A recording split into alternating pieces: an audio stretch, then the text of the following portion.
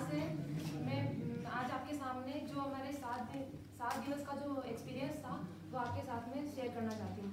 आदरणीय प्रधानाचार्य महोदय, सम्मानित अतिथिगण, आदरणीय गुरुजन और मेरे प्यारे साथियों, आप सभी को ज्ञात है कि हमारे इस महाविद्यालय में 7 दिवसीय जीवन कौशल कार्यक्रम आयोजित किया गया।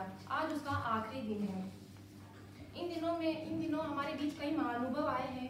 उन्होंने हमारा मार्गदर्शन किया है। उन्होंने बताया कि हमारे जीवन को किस तरीके से हमें जीना चाहिए, हमें कैसे हमारा चरित्र निर्माण करना चाहिए, ये सब बताया। तो फर्स्ट डे रविवार के दिन हमारे बीच आए थे डॉक्टर पार्थिक जोशी और मिसेस अर्चना जोशी। और सबसे पहले उन्होंने किया था, अर्चना जोशी जी ने योगा के बारे में बताया था। उनका टॉपिक था योगा इन स्टूडेंट लाइफ, कि हमारे जीवन में योगा का क्या महत्व है, कैसे नियमित रूप से योगा करने से हमारे स्वास्थ्य का विकास, हमारा स्वास्थ्य अच्छा रहेगा और हमारे मस्तिष्क का विकास होगा। और उन्होंने कई प्रकार के योगासन करके भी बताए। सबसे महत्वपूर्ण बात यह थी कि हमें रोजाना ओम का उच्चारण करना चाहिए, सूर्य नमस्कार करना चाहिए, जिससे हमारे सोचने की क्षमता का विकास होगा और हमारे डेली रूटीन हमें कैसे करने चाहिए, हमारे जीवन को हमें किस तरीके से जीना चाहिए, हमें एक रास्ता मिलता है, हमें एक मार्गदर्शन मिलता है। दूसरे दिन आए थे हमारे बीच में काशीराम जी जाट, जिनका टॉपिक था एम्प्लॉयबिलिटी स्किल्स। हमें खुद को किस तरीके से किसी भी उद्योग को स्थापित करना चाहिए, किसी भी कार्य को करना चाहिए, जिससे हमें आगे अपने विकास में कैसे योगदान मिल सकता है, उसके बारे में बताया था। उसके लिए हमारा दृढ़ निश्चय होना चाहिए किसी भी कार्य को करने के लिए, कि हम कोई भी कार्य कर रहे हैं तो हमारा दृढ़ निश्चय होगा, तभी वो कार्य पूरा हो पाएगा। अगर हम दृढ़ निश्चय नहीं करेंगे तो उस कार्य में हम असफल रहेंगे। थर्ड नंबर पे थे अमृता आंचलिया, मिस अमृता आंचलिया। इन्होंने बताया था, इनका टॉपिक था एंगर मैनेजमेंट। इन्होंने एक बात बहुत अच्छी कही थी कि क्रोध आपको नियंत्रित करे, उससे पहले आप क्रोध को नियंत्रित कर लो। फिर उन्होंने बताया कि एंगर और अग्रेसिव। एंगर मतलब होता है कि अपनी फीलिंग्स, जो अपन भावनाओं को व्यक्त करते हैं, कि किस प्रकार अपने गुस्से से हम अपनी भावनाओं को व्यक्त कर रहे हैं। और दूसरा होता है अग्रेसिव, जो अपने बिहेवियर में होता है, कि हम अपने व्यवहार से कैसे अग्रेसिव हो जाते हैं, कैसे दूसरों को इससे इफेक्ट पड़ता है, क्या होता है उसके बारे में। अपने गुस्से को समझना, उसका कारण जानना तथा खुद को शांत करने की कोशिश करना। फिर उन्होंने बताया कि अपने गुस्से को कैसे एक्सप्लेन कर सकते हैं, कैसे एक्सप्रेस कर सकते हैं, अपने क्रोध को शांत कैसे करना, ये बताया था। और उनके 3 अप्रोच जो उन्होंने बताए थे वो सबसे मेन थे, जिससे हमें अपने गुस्से को किस तरीके से कम करना है या उसका कैसे क्या करना है, उसके बारे में बताया था। तो 3 अप्रोच थे।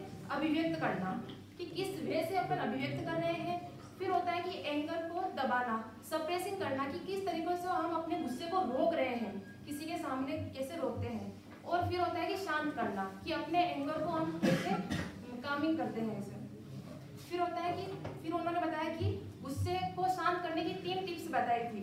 सबसे मेन थी वो कि कोई भी हमें कुछ भी बोले तो अनदेखा कर देना या उसे सहन कर लेना। फिर अलग होने की कोशिश करना, उससे हट कर रहना, कि कोई हमें कुछ भी बोल रहा है तो उससे अलग हो जाना, उसको इग्नोर कर देना। और इमीडिएटली रिएक्ट मत करो। अगर कोई भी आपको कुछ भी बोल रहा है तो इमीडिएटली रिएक्ट मत करो, उससे कुछ भी हो सकता है, अपने को हानि हो सकती है, दूसरों को भी हो सकती है। फिर हमारे बीच में आए थे सुनील जैन। उनका टॉपिक था स्ट्रेस मैनेजमेंट। स्ट्रेस, भय और चिंता से तनाव होता है। उन्होंने जीवन के मूल तत्व बताए थे, तनाव के कारण बताए थे कि स्ट्रेस कैसे होता है, तनाव के प्रभाव बताए थे कि किस कारण से तनाव होता है, और तनाव प्रबंधन, हम स्ट्रेस को कैसे मैनेज कर सकते हैं, कैसे रोक सकते हैं, उसके बताए थे। और उनकी एक बहुत अच्छी बात थी जो मैंने नोट की थी, वो बताती हूँ। हमें हमारी कमी का अनुभव होगा, हम तनाव से भर जाएंगे। हमें हमारी कमी का अनुभव होगा, हम तनाव से भर जाएंगे। जब हमें ईश्वर का अनुभव होगा, हम आनंद से भर जाएंगे। जब हमें ईश्वर का अनुभव होगा, हम आनंद से भर जाएंगे। फिर आए थे संपत लाल टेलर। उन्होंने फिजिकल फिटनेस के बारे में बताया था कि हमें अपना डेली रूटीन कैसे रखना चाहिए, क्या करना चाहिए, हमें टाइम के अनुसार कैसे अपनी दिनचर्या रखनी चाहिए, जैसे कि हम फिजिकली मेंटेन रहें। फिजिकली फिट रहें, समय के अनुसार चलकर कैसे हमें जीवन को व्यतीत करना है, कैसे अपने लक्ष्य की प्राप्ति करनी है, कैसे अपने करियर को चूज करना है, उसके बारे में हमें बताया था। फिर आए थे हमारे बीच श्रीमान दूधाराम जी, उनका टॉपिक था टाइम मैनेजमेंट। उन्होंने भी एक बहुत अच्छी बात कही थी कि जिसने वक्त को नहीं समझा उसे मिटना पड़ा है, जिसने वक्त को नहीं समझा उसे मिटना पड़ा है, बच गया तलवार से तो फूल से भी कटना पड़ा है, बच गया तलवार से तो फूल से भी कटना पड़ा है। चट्टान चाहे कितनी भी बड़ी हो, नदी की राह से चट्टान को हमेशा हटना ही पड़ा है, नदी की राह से चट्टान को हमेशा हटना ही पड़ा है। उन्होंने बताया कि हमारे जीवन में समय का बहुत अधिक महत्व है। अगर हमने समय को नहीं समझा तो हमारा जीवन व्यर्थ है, हम आगे अपनी जिंदगी में अपने करियर के बारे में कुछ भी नहीं कर सकते हैं। और उन्होंने रावण का उदाहरण देकर भी हमें समझाया था कि किस तरीके से रावण ने जो कार्य नहीं करना था उस कार्य को कर दिया और जो करना था उसे नहीं किया। उन्होंने पारस पत्थर की भी बात बताई थी कि एक व्यक्ति को पारस पत्थर दिया था और उसने उसका कैसे यूज किया और कैसे मिसयूज किया, उसके बारे में बताया था। फिर आए थे हमारे बीच मीना मैम, जो कि यहाँ के high secondary girls high secondary school के प्रिंसिपल मैम है। उनका टॉपिक था हेल्थ एंड करियर। हेल्थ के बारे में हमें हमारे दैनिक जीवन में जो भी हमारे शरीर को नुकसान पहुंचाए, जो भी हमारे शरीर के लिए हानिकारक हो, उस कार्य को नहीं करना चाहिए। और ऐसी चीजें जो हमारे स्वास्थ्य के लिए अत्यधिक हानिकारक हो, जैसे कि फास्ट फूड, लेट उठना, लेट सोना, ये सारी चीजें हमें हमारे जीवन में नहीं करनी चाहिए। और फ्यूचर के बारे में कि जैसे कि होता है कि स्वस्थ शरीर में ही स्वस्थ मस्तिष्क का निवास करता है। अगर हमारा शरीर स्वस्थ रहेगा तो ही स्वस्थ मस्तिष्क का विकास होगा।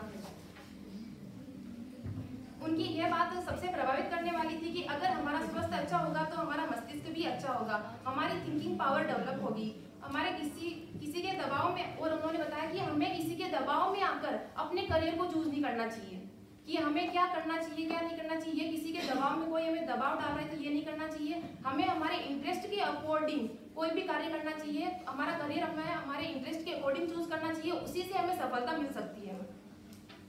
फिर आए हमारे बीच श्रीमान संपत शर्मा, उनका टॉपिक था कंप्यूटर प्रोफिशिएंसी। इन्होंने बताया कि हम कंप्यूटर प्रोफिशिएंसी के क्षेत्र में किस तरह से विकास कर सकते हैं तथा समय के अनुसार जीवन को कैसे आगे बढ़ा सकते हैं और आधुनिक जीवन में कंप्यूटर का कितना उपयोग है, वह हमारे लिए कितना सहायक हो सकता है, इसके बारे में बताया।